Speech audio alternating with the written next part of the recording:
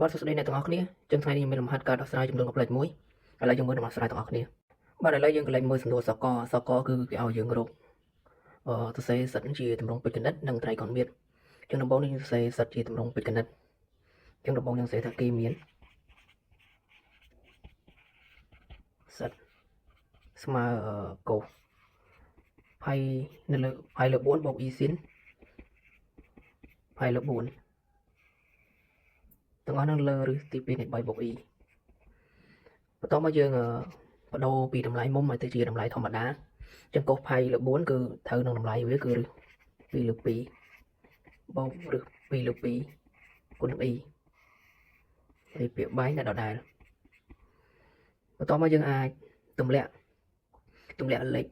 ពាក្យបែង2មកក្រោមបានចឹងយើងអាចសរសេរថាឬទី2នៃ2បូកឬទី2នៃ 2e ហើយពាក្យបែងយើងទម្លាក់មកក្រោមមកបាទចឹងមកដល់នេះយើងបំបត្តិរាឌីកាល់ពាក្យបែងចឹងយើងគុណនឹងអក្សរឆ្លាស់គឺគុណនឹងកំភ្លេចឆ្លាស់នៃពាក្យបែងហ្នឹងចឹងកំភ្លេចឆ្លាស់នៃឬទី2នៃ3បូក e គឺឬទី2នៃ3ដល់ e វិញតើបើយើងគុណចឹងហើយយើងចាប់ផ្ដើមគុណបញ្ចូលមកគុណវាចូលម្ដងបន្ទួមកចឹងបានឬទី2នៃ6បូកឬទី2នៃ 6e បន្ទាប់ពីយើងគុណឬទី2នៃ3ហើយយើងចូលដល់ e ម្ដងអញ្ចឹង e គុណមក1ដកឬទី2នៃ2នេះបានដកឬទី2នៃ 2e ហើយ e គុណនឹង e នេះបាន e ការ៉េទូទាត់ស្មើ1នេះស្មើដកហ្នឹងគឺបានបូកវិញឬទី2នេះ2ហើយខាងក្រោមគឺវាចូលរូបមន្តមួយគឺ a បូក b កតា a ដក b ចឹងវាបាន a ការ៉េដក b ការ៉េតើយើងបដុំមានផ្នែកនិមិត្តដាក់ម្ដុំផ្នែកបដដាក់ម្ដុំចឹងបានឬទី2នៃ6បូកឬទី2នៃ2ម្ដុំទៅហើយមួយទៀតផ្នែកនិមិត្តគឺឬទី2នៃ6ដកឬទី2នៃ2 e ទាំងអស់ហ្នឹងនៅលើចឹងយើងទូទាត់ e ការ៉េឡើងនេះគឺស្មើដក1គុណដកនេះបានបូកវិញឬទី2នៃ3លើចង្រៃស្មើ3អញ្ចឹង3បូក1 4គុណ1ឲ្យ2នេះគឺស្មើនឹង8ចឹងយើងអាចសរសេរវាជាឲ្យដាច់ផ្ដាច់ពីបែងមកគឺបានឬទី2នៃ6បូកឬទី2នៃ2លើ8បូកឲ្យឬទី2នៃ6ដកឬទី2នៃ2នៅលើ8ដែរ e ចឹងឆ្លើយមកដូចនេះសិតជាទម្រង់ពេជ្រគណិតគឺស្មើប៉ុណ្ណឹងបាទឥឡូវយើងបន្តកែសំណួរសកដដែលគឺពាក្យកណ្ដាលទៀតគឺគេឲ្យយើងសរសេរសិតជាទម្រង់ត្រីកោណមៀតចឹងយើងសរសេរមកថាគេមានសិតគឺសមត្ថកម្មមុនហ្នឹង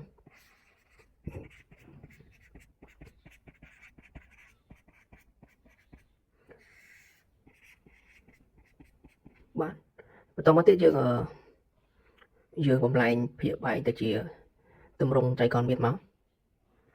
ចឹងប្រភេទយកនៅរក្សាដដែល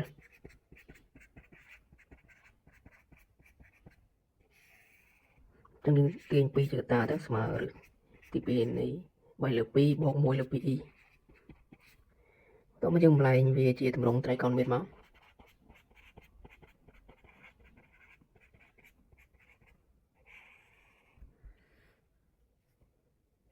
ចឹងយើងដឹងហើយឬទី2នៃ3លើ2គឺត្រូវនឹងមុំ30ចឹងបានកូសផៃលើ6បូក e ស៊ីនផៃលើ6បន្ទាប់មកយើងកណនាមកដល់នេះហើយយើងប្រើរូបមន្តផលចែករបស់ចំនួនកំ plexx ចឹងបានសិតហ្នឹងគឺស្មើ r1 ចែក r2 ចឹង r1 ឡើងនេះគឺស្មើ1 r2 គឺស្មើ2ចឹងយើងអាចធ្វើថា1លើ2ចឹងមកហើយមួយទៀតគឺកូសនេះគឺយើងចាត់ទុក data 1 data 2ចឹងបានកូសផៃលើ4ដកផៃលើ6ចំណែកផ្នែកនិមិត្តក៏ដូចគ្នាដែរតោះមកយើងទូទាត់ទៅយើងទូទាត់យើងគុណខ្វែងណាគុណខ្វែងទៅបាន6ផៃដក4ផៃស្មើ2ផៃហើយ6ដង 24ចឹងសម្រួលទៅស្មើផៃនៅលើ12បូក e sin ផៃលើ12ដូចគ្នាចឹងយើងរកឃើញឆ្លើយមកដូចនេះសិតជាទម្រង់ត្រីកោណមិត្តគឺស្មើប៉ុណ្ណឹងបាទឥឡូវយើងកន្លែងមើលសំណួរសកលអសកលគឺគេឲ្យយើងសរសេរសិតបូក1លើ2គុណ3ជាទម្រង់ត្រីកោណមិត្តចឹងយើងមើលដំណោះស្រាយទាំងអស់គ្នាចឹងដំបូងយើងសេថាគេមានសិតគឺស្មើ1លើ2កតាកុសផាយលើ12បូក e sin ផាយលើ12ចឹងយើងអាចសេថានោះសិតបូកឲ្យ1លើ2គឺស្មើ1លើ2ហ្នឹងកតាកុសផាយលើ12បូក e sin ផាយលើ12ហើយបូក1លើ2ចឹងយើងឃើញថាផលបូកនេះគឺមាន1លើ2ដូចគ្នាចឹងយើងអាចចាប់វាជាកតាបានចឹងយើងចាប់1លើ2ជាកតា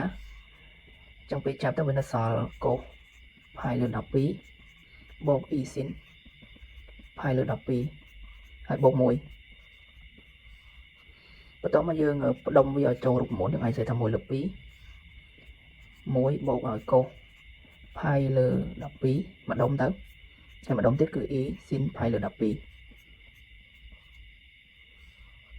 ប៉ុន្តែនេះយើងប្រើរូបមន្តមួយយើងអាច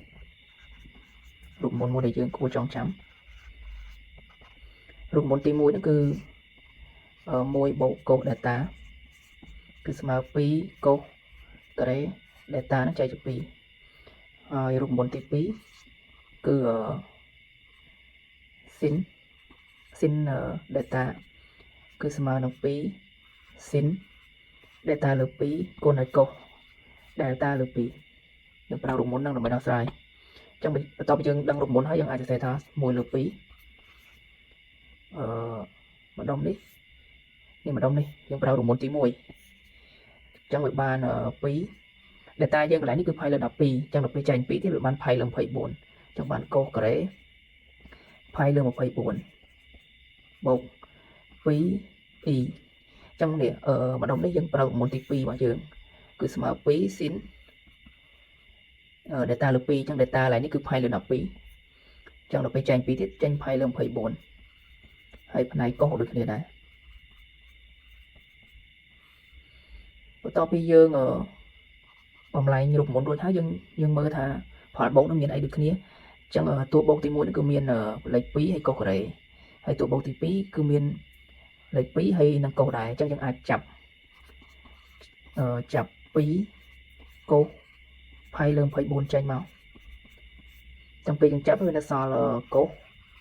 ផាយលើ24ហើយបូកឲ្យម្ដុំនេះពេលយើងចាប់កុសទៅបាននៅសល់ e sin ផាយលើ24បន្ទាប់ពីចាប់ចឹងហើយយើងសម្រួលមកនេះចឹងសម្រួលទៅសល់កុសផាយលើ24កតាឲ្យកុសផាយលើ24បូក e sin ផាយលើ24ចឹងមកដល់នេះមិនទាន់ដល់ចម្លើយទេព្រោះចម្លើយគេគឺគេឲ្យយើងសរសេរសិតបូក1ហ្នឹងបូក1លើ2ហ្នឹងស្វ័យគុណ3ជាទម្រង់ត្រីកោណមិត្តចឹងយើងត្រូវលើកវាជាស្វ័យគុណ3ទៀតបានដល់ចម្លើយចឹងយើងអាចសេថាកុសផាយលើ24កតាកុសផាយលើ24បូក e sin ផាយលើ24ហ្នឹងហើយទាំងអស់ហ្នឹងស្វ័យគុណ3ទៀតបាទចឹងមកដល់នេះយើងអាចសរសេរថាកុសស្វ័យគុណ3ផាយលើ24ហើយផលបូកនេះគឺយើងអាចសម្រួលវានឹង3គឺបានកុសផាយលើ8បូក e sin ផាយលើ8ចឹងយើងរកឃើញឆ្លើយមកដូចនេះសិតបូក1លើ2ស្វ័យគុណ3ជាទម្រង់ត្រីកោណមិត្តគឺស្មើប៉ុណ្ណឹង